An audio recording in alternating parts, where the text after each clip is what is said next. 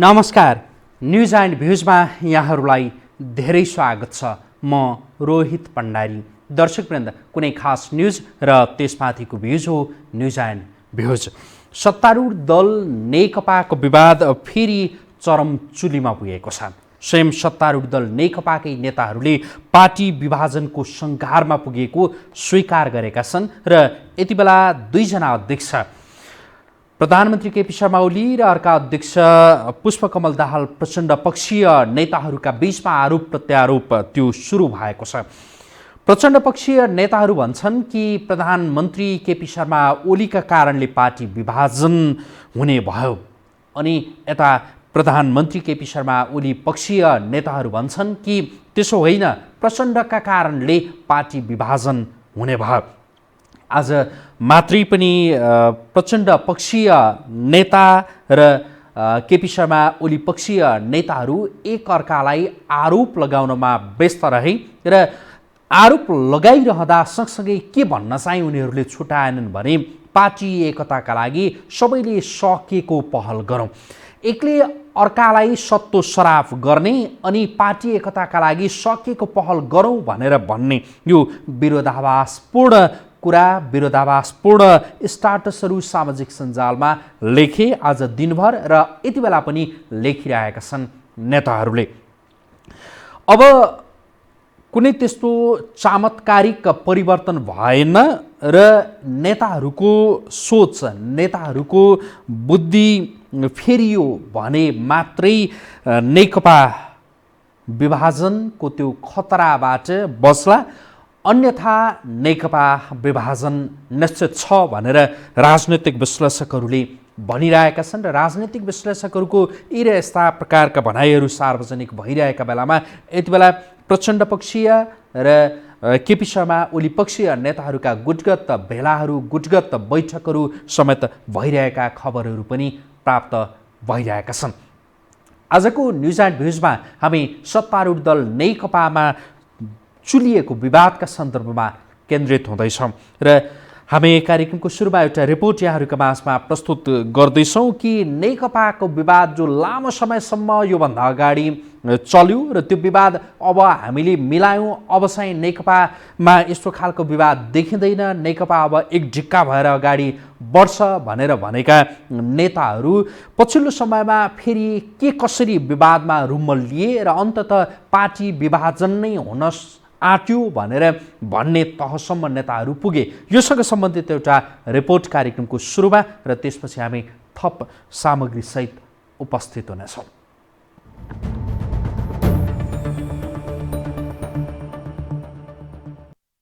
निर्णय गर्ने तर कार्यान्वयन नहुने, चुनावी घोषणा पत्र र संविधानभन्दा ठिक उल्टो सरकारी व्यवहार, प्रधानमन्त्री तथा नेकपा अध्यक्ष केपी ओलीमाथि उनकै पार्टीबाट बारम्बार लाग्दै आएको आरोप हो यो। ओलीको व्यवहार र कार्यशैलीकै विषयमा नेकपाभित्र पटक पटक औपचारिक र अनौपचारिक छलफल भए, तर निर्णय गर्ने कार्यान्वयन नगर्ने अभ्यासको अन्त्य भएन। सहमति भएको मसी सुक्न नपाउँदै प्रधानमन्त्री ओलीले एकलौटी रूपमा राजदूत नियुक्ति र मन्त्री हेरफेर गरेको प्रचण्ड नेकपा पक्षको आरोप छ। ओली पक्षले भने पद नपाएका कारण बखेडा झिक्ने गरिएको आरोप लगाउँदै आएको छ। ओली पक्षीय नेताहरूले अर्का अध्यक्ष प्रचण्ड निकटका कर्णाली प्रदेशका मुख्यमन्त्री महेन्द्र बहादुर शाही विरुद्ध अविश्वासको प्रस्ताव दर्ता गराएपछि विवाद थप जटिल मोडमा पुगेको छ। वामपन्थी बुद्धिजीवी नरेन्द्र जङ पिटर घोप्टे भिरमा पुगेको नेकपा विघटन हुने र व्यवस्थामाथि नै प्रश्न उठ्ने तर्क गर्छन्। घोप्टे भिरतिर सरकारी नेकपा बढ्दैछ, त्यसले सरकारी नेकपालाई मात्रै नभइकन देशको व्यवस्थालाई पनि एउटा प्रश्नहरू चाहिँ अगाडि आउँछन्। अब यो चिजहरू साँच्चै नै सम्हाल्न नसक्दाखेरि पार्टी विघटन मात्रै हुँदैन, भने घोप्टे भिरतिर सरकारी नेकपालाई लगाएको छ, त्यसको दण्ड जनताले र आम देशले भुक्तिनुपर्ने अवस्था देखिरहेका छु। यसअघि पनि महिनौ चलेको नेकपाको किचलो गत भदौ अन्तिम साता सुल्झिएको थियो, तर एक महिनाको बीचमै विवाद छताछुल्ल भएको छ। नेताहरू सामाजिक सञ्जालमा तितो पोख्ने र पानी माथिको ओभानो बन्ने होडमा छन्। विवाद मिलाउन भूमिका खेल्नुपर्ने नेता नै सामाजिक सञ्जालमा रमिता देखाउन थालेपछि कार्यकर्ता अन्योलमा परेका छन्। हाम्रो महासचिवले अब ट्विट गरेको मैले पनि हेरेँ। उहाँले ट्विट गरेर यो आह्वान गर्ने होइन। उहाँले गर्न के पर्थ्यो भने यदि त्यो स्थिति सिर्जना भएको भएदेखि रोगको चुरो कारण के हो खोजी त्यहाँ गर्नु पर्थ्यो। उहाँले रोगको कुनै पनि रोगको चुरो कारण खोजेर त्यसको उपचारतर्फ लाग्ने हो। विचार, सिद्धान्त र संगठनमा भन्दा पनि कार्यशैलीको विषयमा नेकपाभित्र पटक पटक विवाद हुँदै आएको छ। त्यसैले सत्तामा रहेका र सत्ता बाहिर रहेका नेताहरूको स्पष्ट दुई किता छुटिएको छ। पूर्व एमाले र देश हाँकिसकेका पूर्व प्रधानमन्त्री एवं वरिष्ठ नेताहरू छलनाथ खनाल र माधव कुमार नेपाल पनि प्रचण्ड निकट देखिएका छन् भने प्रचण्डको विश्वास पात्रको रूपमा चिनिएका रामबहादुर थापा ओली नजिक पुगेका छन्। मन्त्री बनेपछि योगेश भट्टराई र घनश्याम भुसालको भूमिका पनि फेरिएको छ। सत्तामा पुगेपछि जनता भुल्ने रोगले नेकपा यति बेला थला परेको छ।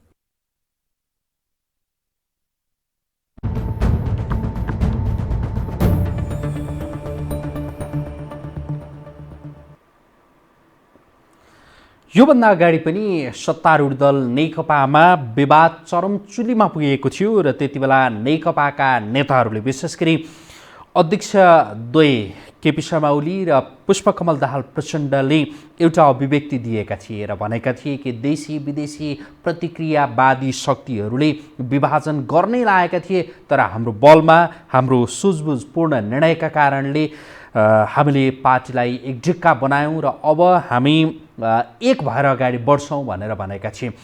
तर पछिल्लो समयमा भारतीय गुप्तचर संस्था रका प्रमुख नेपाल आएर प्रधानमन्त्री केपी शर्मा ओली र अन्य केही नेताहरूसँग भेटघाट गरेसँगै नेकपामा एकाएक विवाद देखिन थाल्यो र त्यो विवाद सतहमा नै आयो। हुन त नेताहरूले रका कारणले होइन, रका प्रमुखका कारणले यो विवाद देखिएको होइन, विवादका कारणहरू अरू नै छन् भनेर भनेका छन्।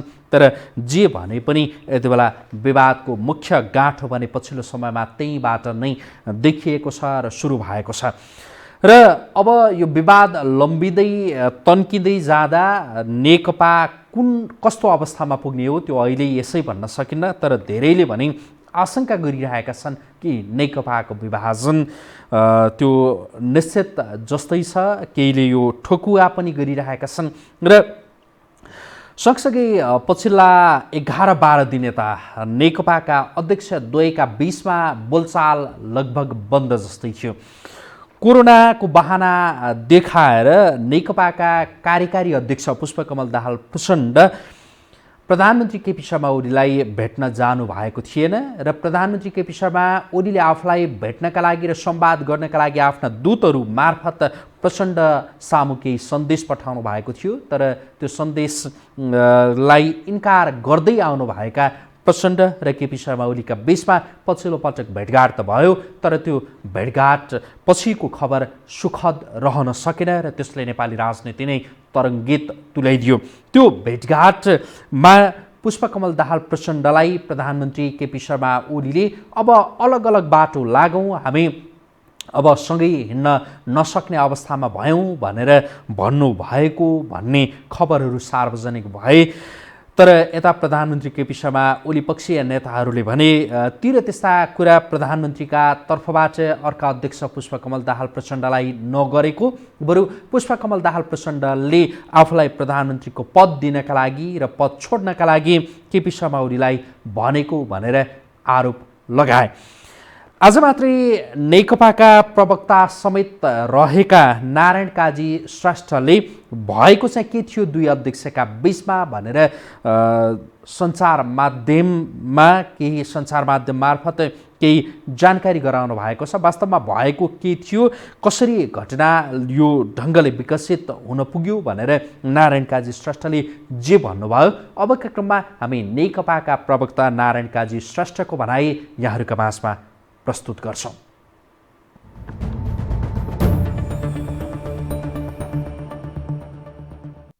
अध्यक्ष कमरेड प्रचण्डले अस्ति अर्का अध्यक्ष एवं सम्माननीय प्रधानमन्त्री कमरेड केपी शर्मा ओलीसँग भेट गर्नुभएको थियो।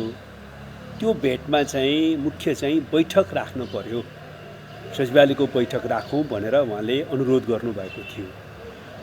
अब अहिले चाहिँ एकातिर त प्रवक्ताको तर्फबाट नभएर सचिवालयको सदस्यको कोणबाट मैले यसभन्दा अगाडि 2टा पत्र 2टा अध्यक्ष कमरेडलाई लेखिसकेको थिएँ।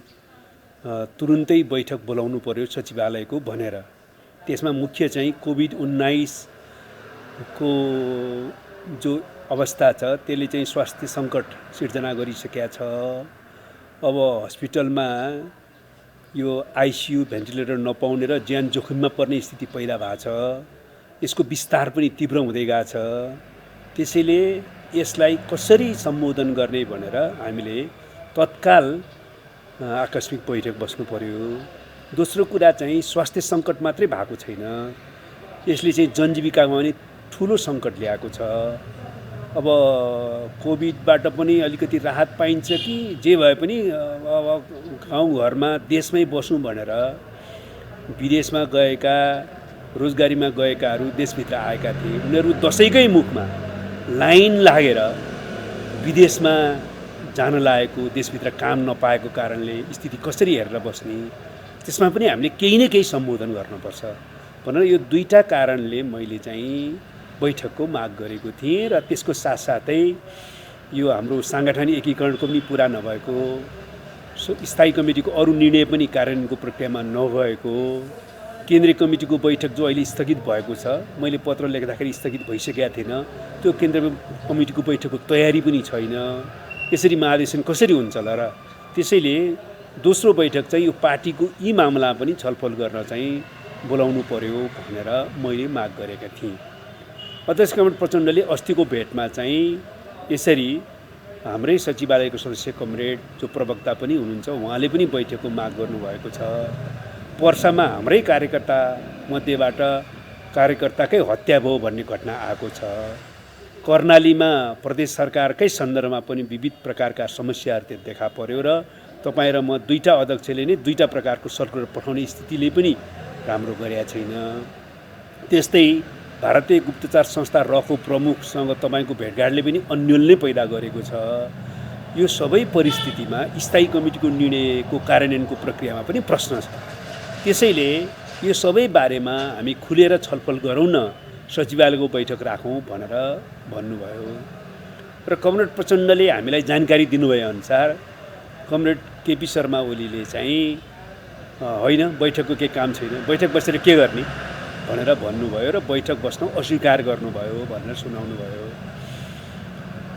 होइन बैठक चाहिँ किन बस्न काम छैन भन्दाखेरि बैठकको निर्णय तपाईँ मान्दिनँ म। तपाईँहरूले बहुमतले निर्णय गरेर हुन्छ? केन्द्रीय कमिटीको निर्णय गर्नुहोस्, स्थायी कमिटीको निर्णय गर्नुहोस्, सचिवालयको निर्णय गर्नुहोस्, बहुमतले गरेर निर्णय म मान्दिनँ भनेपछि तपाईँहरूले बैठक गरेर के गर्नुहुन्छ? यति भन्दै पनि तपाईँहरूले चाहिँ आफ्नै तर्फबाट तपाईँले बैठक बोलाउनु भयो भने बैठक बोलाउन साथै म चाहिँ ठुलो अर्को एक्सन लिन्छु त्यसको सामना गर्न तपाईहरु तयार हुनुहोस् भन्दै त्यसै कारणले बरु चाहिँ अलग अलग चाहिँ सल्लाह गरेर एकै ठाउँमा बस्न सकिन्न हो भनेर भन्नुभयो भनेर हामीलाई जानकारी गराउनु भएको थियो। त्यसको साथसाथै भोलिपल्ट अर्थात् हिज चाहिँ कर्णाली प्रदेशको सरकारको पुनर्गठनको सन्दर्भमा केही चर्चा चल्न थालिसकेपछि प्रधानमन्त्री एवं अध्यक्ष कमरेड केपी शर्मा ओलीले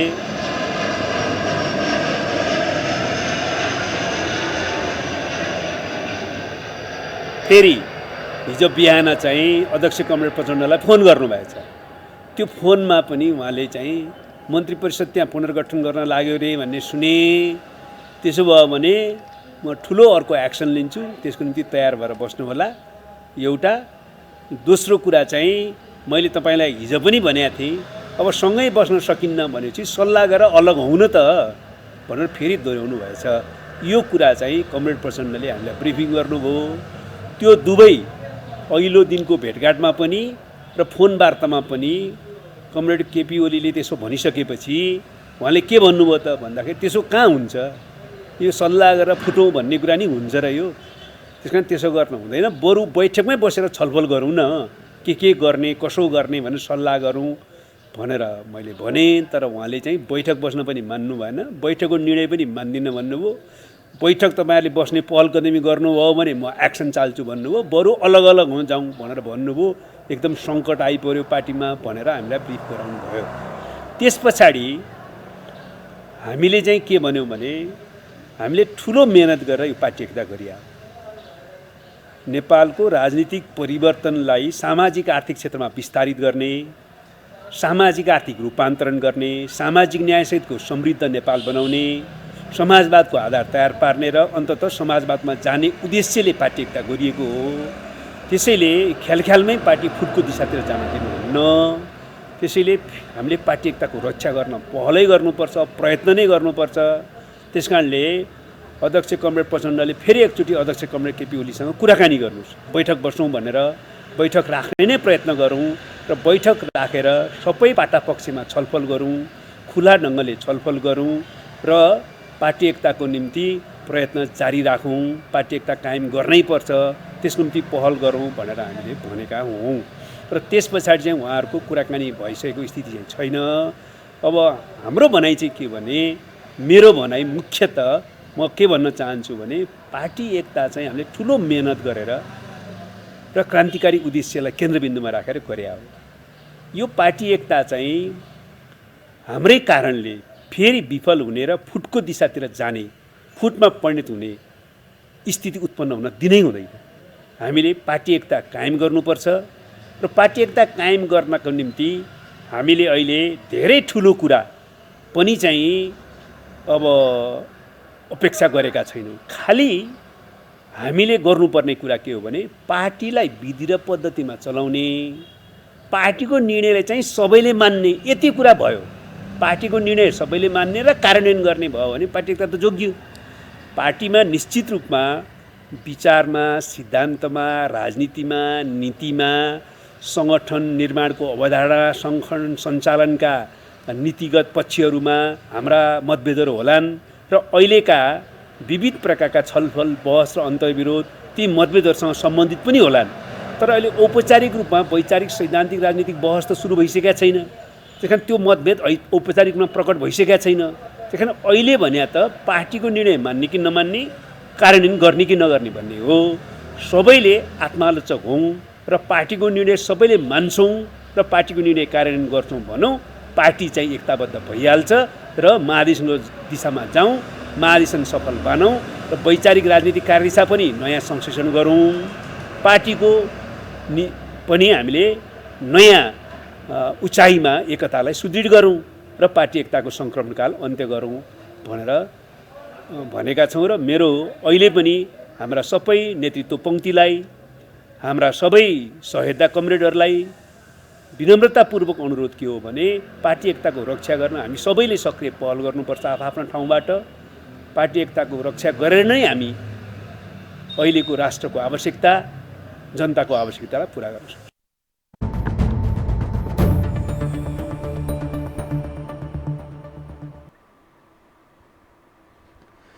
नेकपा प्रवक्ता नारायण काजी श्रेष्ठ पछिल्लो समयमा प्रचण्ड र केपी शर्मा ओलीका बीचमा भएको भेटवार्तामा के कुराहरू भएका थिए भन्ने सन्दर्भमा प्रचण्डको ब्रिफिङ सुनिसकेपछि आफ्ना धारणा राख्दै हुनुहुन्थ्यो। वास्तवमा के भएको थियो भन्ने विषयमा प्रचण्ड र केपी शर्मा ओली पक्षीय नेताहरूका छुट्टै भनाइहरू सार्वजनिक भइरहेका छन्। पूर्व माओवादी खेमामा रहनुभएका नारायण काजी श्रेष्ठ जो नेकपाको प्रवक्ता हुनुहुन्छ, उहाँले प्रचण्डलाई केपी शर्मा ओलीले यसो भनेको भनेर उहाँले त्यो जानकारी गराइरहनु भएको थियो। र नारायण काजी श्रेष्ठका पछिल्ला अभिव्यक्तिहरूका सन्दर्भमा पूर्व एमाले विशेष गरी केपी शर्मा ओली पक्षीय नेताहरूले असन्तुष्टि व्यक्त गरिरहेका छन् र भनिरहेका छन् कि नारायण काजी श्रेष्ठले प्रवक्ताको भूमिका राम्रोसँग निर्वाह गर्न सक्नु भएन, उहाँ सिङ्गो नेकपाको प्रवक्ता भन्दा पनि उहाँ प्रचण्डको प्रवक्ता भएर उहाँ प्रस्तुत हुनुभयो भनेर यस्ता खालका असन्तुष्टिहरू व्यक्त गरिरहेका छन्। यता उपप्रधानमन्त्री ईश्वर पोखरेलले अहिले जुन विषम परिस्थिति नेकपामा सृजित भएको छ, यो परिस्थितिको सम्पूर्ण जिम्मेवार भने प्रचण्ड भएको आरोप लगाउनु भएको छ उप प्रधानमन्त्री ईश्वर पोखरेलले। उहाँको भनाइ छ कि प्रधानमन्त्री केपी शर्मा ओलीसँग कुराकानी गर्यो, ठिकठाक भएझैँ गरी प्रस्तुत हुने प्रचण्ड र जुन खालका सहमतिहरू प्रधानमन्त्री केपी शर्मा ओलीसँग गरिन्छन् र हुन्छन् र त्यो सहमतिको मसी सुक्न नपाउँदै उता खुमलटारमा सचिवालयका अन्य नेताहरू र आफू पक्षीय नेताहरूको भेला गरेर प्रधानमन्त्री केपी शर्मा ओलीलाई कसरी अप्ठ्यारोमा पार्ने भनेर विभिन्न खालका ताना बानाहरू बुन्नमा ध्यान केन्द्रित गरेका कारणले प्रचण्डले ध्यान केन्द्रित गरेका कारणले समस्या उत्पन्न भएको र समस्या चुलिँदै गएको हो भनेर उहाँले आरोप लगाउनु भएको छ। अबका क्रममा हामी उप प्रधानमन्त्री ईश्वर पोखरेलको भनाइ यहाँहरूका माझमा प्रस्तुत गर्छौँ कि वास्तवमा भएको के हो भनेर ईश्वर पोखरेलले केही कुरा खुलाउनु भएको छ। आफ्नै दाबी छन् यता केपी शर्मा ओली पक्षीय नेता र प्रचण्ड पक्षीय नेताहरूका। अबका क्रममा उप प्रधानमन्त्री ईश्वर पोखरेलको यो भनाइ।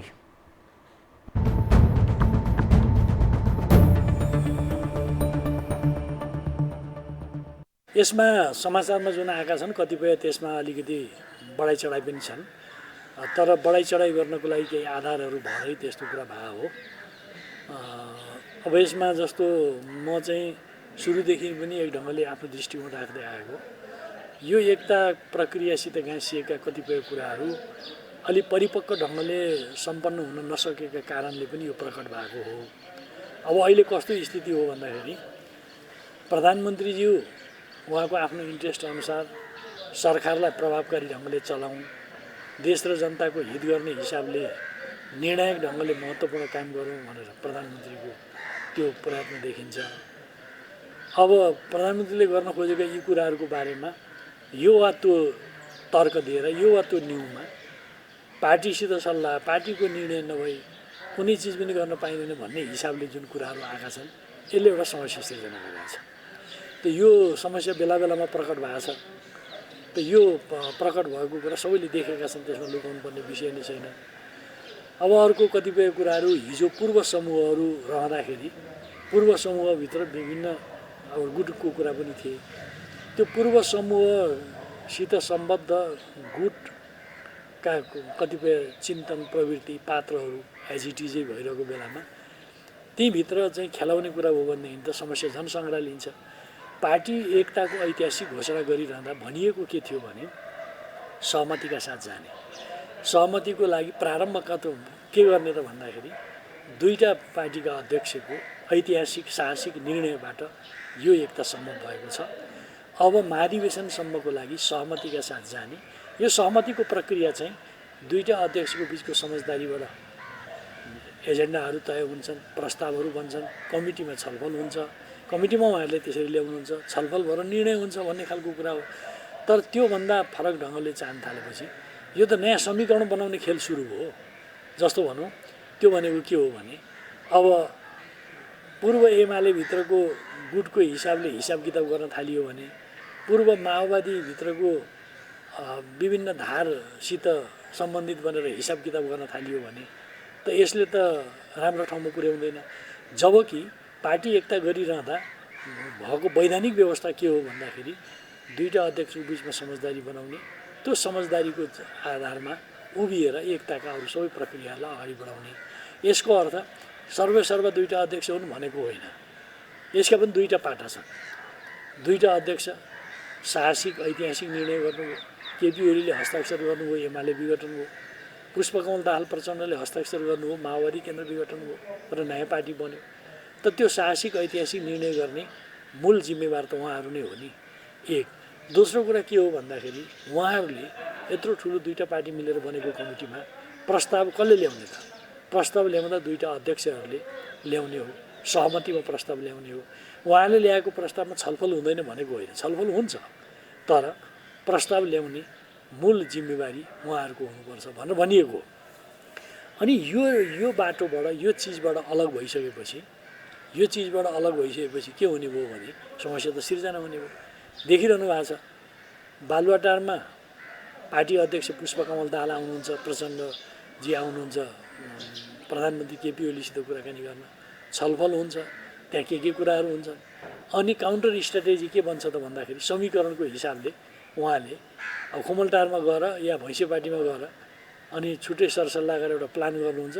त्यो प्लान चाहिँ यता ल्याउनुहुन्छ त प्रब्लम त खडा हुने भयो नि। गर्नु के पर्थ्यो भने दुईटा अध्यक्षको बिचमा छलफल हुने, सहमति हुने। यदि सहमति हुन सकेन भने पनि आफ्नो विश्वासिला साथीहरू दुवै अध्यक्षले राखेर कुरो के भएको भनेर खराखरी कुरा गरे त भइहाल्छ। अनि त्यस आधारबाट गाइडेड हुने र त्यो महाधिवेशनसम्म पुर्याउने कुरा गरे त हुन्थ्यो। त्यो नगर्ने बित्तिकै यो बिग्रिएको कुरा यो हो। जस्तो अब पार्टी अध्यक्ष प्रधानमन्त्रीले 5 वर्षसम्म सरकार सञ्चालन गर्ने एउटा कुरा हैन। दोस्रो कुरा चाहिँ उहाँले कार्यकारी हिसाबले पार्टीसित सम्बन्धित काम गर्ने। हाम्रो पार्टीमा के होइन भने दुईटा अध्यक्षमध्ये एउटा सेरेमोनियल, अर्को कार्यकारी त होइन, दुईटै कार्यकारी नै हुन्। तर दुईटै कार्यकारी भएका अध्यक्षहरूले गर्ने काम चाहिँ के हो भने एउटाले सरकारको काममा फोकस्ड हुने, अर्कोले पार्टी काममा फोकस हुने। दुईटैले गर्ने कामहरूमा के गर्ने भने एकअर्कासित सल्लाह परामर्श पनि गर्ने भन्ने कुरा हो। अनि सरकारका कामसित एउटा कुरामा, साना कुराहरूमा के पार्टी कमिटी बसेर निर्णय गरेर कसलाई राजदूत बनाउने, कसलाई बनाउने भनेर निर्णय गर्ने कुरा हो कि नीतिगत निर्देशन गर्ने? नीतिगत निर्देशन गर्नु पर्यो। र प्रधानमन्त्री आज केपी ओली हुनुहुन्छ, उहाँ भएर मात्रै भने होइन, जोसुकै प्रधानमन्त्री भए पनि प्रधानमन्त्रीले सरकार चलाउनको लागि कम्फोर्टेबल, उसले के कम्फोर्टेबल ठान्छ त्यो कुरा गर्न दिनुपर्छ। प्रधानमन्त्री बनाउने कुराको जिम्मेवारी हामीले दिइसकेपछि उसित त उसलाई त ट्रस्ट गर्नु पर्यो नि, उसलाई त ट्रस्ट गर्नु पर्यो। आज केपी ओली हुनुहुन्छ, भोलि अर्को कोही भए पनि म के भन्छु भने, के कुराको एडभोकेसी गर्छु भने प्रधानमन्त्री जो हुन्छ उसले लिड गर्ने हिसाबले उसलाई के गर्दा कम्फोर्टेबल हुन्छ, एउटा पार्टीको ब्रोडर नीतिको फ्रेमभित्र रहेर उसले त्यो स्वतन्त्रता पाउनुपर्छ। नत्र भने त सरकार त चल्न सक्दैन। पार्टीले सरकार चलाउनुपर्छ भन्ने यो कुराको अर्थ के हो? यो भनेको नीतिगत रूपमा पार्टीबाट निर्देशित हुने हो, त्यो पार्टीको चुनावी घोषणापत्रबाट निर्देशित हुने हो, पार्टीको सरकारले बेला बेलामा जारी गरेका नीति कार्यक्रमहरू जुन हुन्छन् त्यसबाट निर्देशित हुने हो।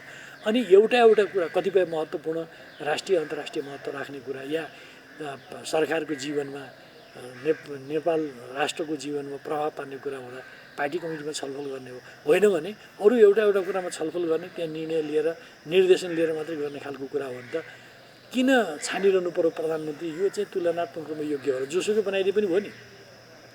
त्यस कारणले अहिले हाम्रो भित्र देखा परेको प्रब्लम भनेको यो हो। अब यसलाई समाधान गर्नको लागि के त भन्दा एकता, एउटा ऐतिहासिक आवश्यकता पुरा गर्नको लागि हामीले गरे हो। त्यो कार्यकर्ताको चाहना, जनताको चाहना, राष्ट्रको आवश्यकता हो। निरन्तरको पोलिटिकल इन्स्टेबिलिटीलाई अन्त गरेर एउटा प्रो पिपुल फोर्स चाहिँ सबल होस्, सक्षम होस् भन्नको लागि हो। अनि त्यस कारणले एकता भयो। त यो एकतालाई अगाडि बढाएर महाधिवेशनसम्म पुर्याउनको लागि निश्चित आधारहरू तयार गरेका थियौँ। त्यो आधार भनेको अन्तरिम विधानमा उल्लेख गरिएको छ, निर्णयहरूमा उल्लेख भएका छन्, ती सर्कुलरहरू जारी गर्दा त्यो कुरा उल्लेख गरिएको छ। त्यो आधार भनेको दुईटा अध्यक्षको बिचको ब्रोडर अन्डरस्ट्यान्डिङ, त्यो ब्रोडर अन्डरस्ट्यान्डिङको आधारमा कार्यसूचीहरू बन्ने, प्रस्तावहरू बन्ने, अनि कमिटीमा छलफल हुने। कमिटीले आफ्नो सुप्रिमेसी अनुसार उसले सत्यासत्य के गर्ने, कतिपय त्यसमा सहमत होला, असहमत होला, हुनसक्छ। यो प्रोसेसबाट जानुपर्छ भन्नुको साटो अर्को समीकरण बनाउँदै जानेपछि समस्या सिर्जना भएको हो। त्यस कारणले मैले के भन्न चाहन्छु भने यो पार्टी एकता गर्दाको जुन आधार थिए त्यो आधारमा टेक्नु पर्नेमा अलग ठाउँमा टेकिसकेपछिको परिणाम हो। अब यसमा रिभाइभ कसरी गर्ने? रिभाइभ भनेको एउटै मात्रै हुन्छ। रिभाइभ एउटै हुन्छ। फेरि एकता गर्दा तय गरिएका आधारमा फर्कनु पर्यो, त्यो आधारमा टेक्नु पर्यो, त्यहाँ टेकेर अगाडि बढ्नु पर्यो। यदि सकारात्मक निष्कर्षमा पुर्याउने, दुर्घटना हुनबाट बचाउने हो भने योभन्दा अर्को कुनै विकल्प हुन सक्दैन। यदि प्रधानमन्त्रीलाई छिर्के लगाउने, अनेक ढङ्गले चाहिँ त्यो चाहिँ समस्या खडा गर्ने हो भनेदेखि समस्या त झन् बल्झिन्छ, दुःखद परिणाम हुन्छ।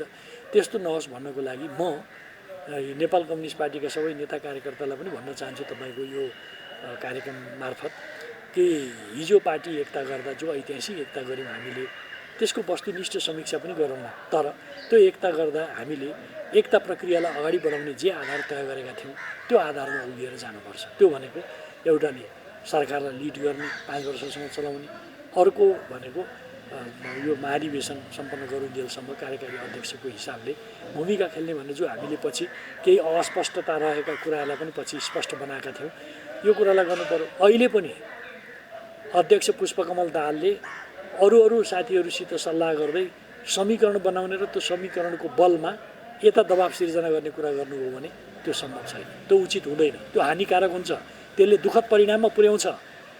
त्यस कारणले अब गर्नु के पर्छ भने अब 2वटा अध्यक्ष बस्ने, अरू आवश्यक नेताहरूलाई पनि उहाँले राख्न सक्नुहुन्छ, छलफल गर्ने, जे सहमति हुन्छ सहमतिको आधारमा जाने, त्यो सहमतिको आधारमा तय गरिएको कुरा प्रस्तावको रूपमा बैठकमा जान्छ र त्यसरी जानुपर्छ। हामीले यही विधिलाई स्वीकार गऱ्यौँ भनेपछि त्यो विधिबाट डिपार्चर भइसक्यो त प्रब्लम सिर्जना हुन्छ नि, भएको कुरा त्यही हो।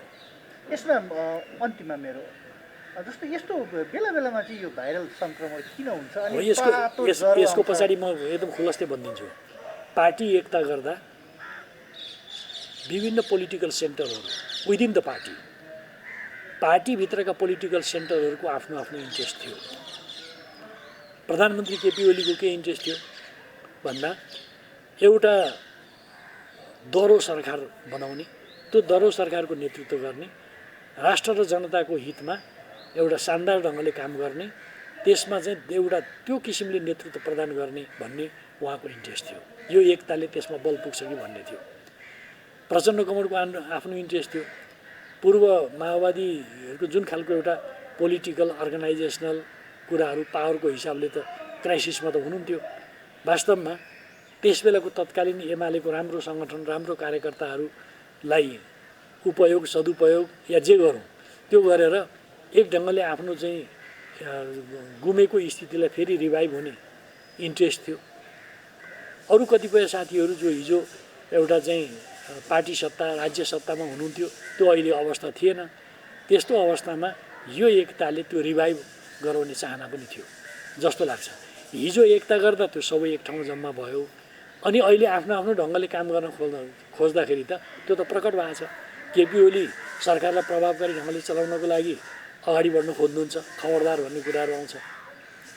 अर्को अध्यक्षलाई वास्तवमा आफ्नो जसरी रिभाइभल हुने भन्ने सोच्नु भएको थियो त्यो नभइसकेपछि त उहाँलाई त अप्ठ्यारो परेको छ।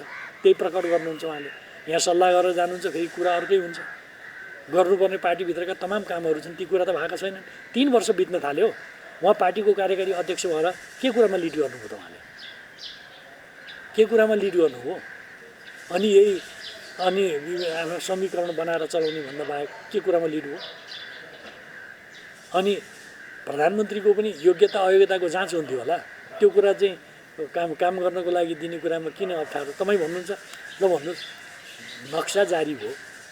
नक्सा जारी हुने कुरामा म दुःखका साथ भन्छु, नेपाल कम्युनिस्ट पार्टीका कतिपय नेताहरूले त्यो प्रशंसा गर्न बोल्न समेत पनि कन्जुसी गरेको एउटा दुःखद तस्बिर हाम्रो अगाडि छ। यो मैले आरोप लगाएको होइन। फर वाट, के को लागि यो गरेको, के गर्न खोजेको? अनि त्यसपछि चाहिँ गरिरहेका राम्रा कामहरूको बारेमा पनि अनेक कमजोरी भएका छन्, असावधानी भएका छन्, ढङ्ग पुगेका छैन, त्रुटिहरू भएका छन्। तर त्यो चाहिँ पार्टीको प्रवक्ता छन्, ट्विट हान्छन् र कटाक्ष गर्छन्। भाइ, पार्टीको प्रवक्ताले त औपचारिक निर्णित कुराहरू बोल्नु परेको परेन?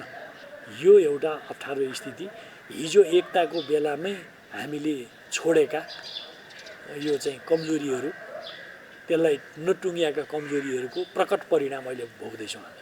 भनेको अब यो त्यसलाई समाधान गर्नको लागि हामी त्यो एकताको बेलामा जे आधार हामीले तय गरेका छौँ त्यो आधारमा उभिनुपर्छ र अगाडि बढ्नुपर्छ। एकता बचाउने हो भने म त देशभरिका कार्यकर्तालाई आह्वान गर्छु कि वास्तवमा हिजो पार्टी एकता गर्दा जे हामी आधार टेकेका थियौँ ठिक बेठिक आफ्नो ठाउँमा पछि समीक्षा गरौँला।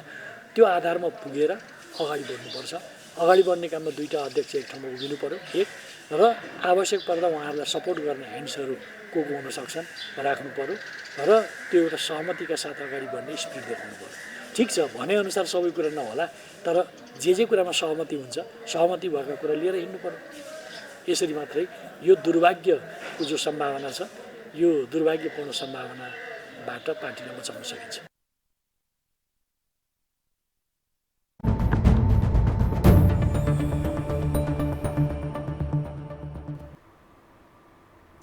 नेकपामा पछिल्लो पटक सुरु भएको आरोप प्रत्यारोपको यो श्रृङ्खलाले अन्ततः विभाजनकै रूप लिन्छ भन्ने धेरैको ठम्याइ छ।